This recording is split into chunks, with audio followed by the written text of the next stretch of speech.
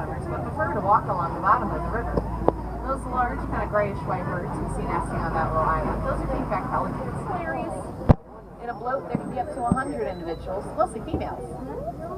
Yeah, I think that's the definition of a cuddle puddle. Have been known to grow 20 feet long with a bite force of over 2,000 pounds per square inch. That is more than enough pressure to crush the bones of any animal they want to eat. Quietly wait by the banks of the river for an animal to approach and then snap. They can take down prey much larger than themselves. So over to the right, and it starts at the B. Yeah, very good. This is a baobab tree. Baobab trees can go leafless for up to 9 months out of a year. So that tree is still bearing animals every year. Home to some of the more famous animals like elephants, lions, and giraffes. This is just a small snapshot of the wild and beautiful Africa that we are trying to conserve. Now, as you look around, the landscape that you see is created by the animals that live here. Imagine the elephants are like big bulldozers. In a balanced ecosystem, there's plenty of food for everybody. If you look over here to your right-hand side, these antelopes are the sable antelopes, the official emblem of the Harambe Wildlife Preserve, so it's really special that we get to see them.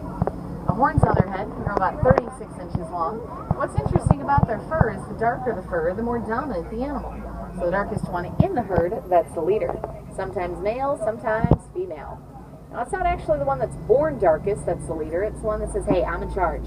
So if one sable antelope challenges another and wins, their hormones will actually turn their fur dark. As you can see, giraffes have long legs and long necks to help them reach the leaves up in trees.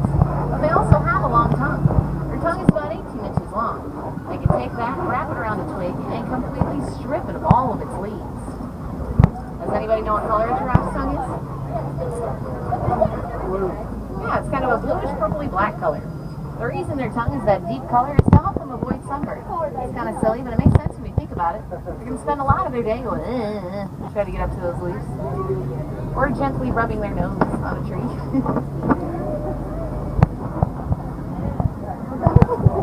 That giraffe over there is demonstrating tongue action.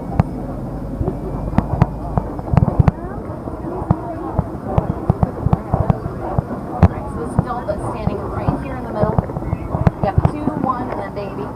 One that's right there in the middle. That is a reticulated giraffe. Again, they have that smooth border to their spots.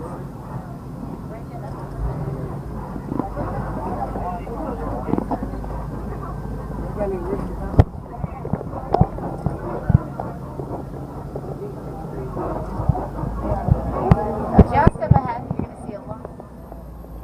Another name for the Ankole cattle are the Watusi cattle. And that's after the Watusi tribe that originally domesticated them. While you're looking over here to the right-hand side, if you look just past them right here, see just a little bit of an itty-bitty antelope. It's kind of a light tan with a white belly. It's kind of difficult to see. That was a springbok. Springboks get their name from the kind of springing action they use to get away from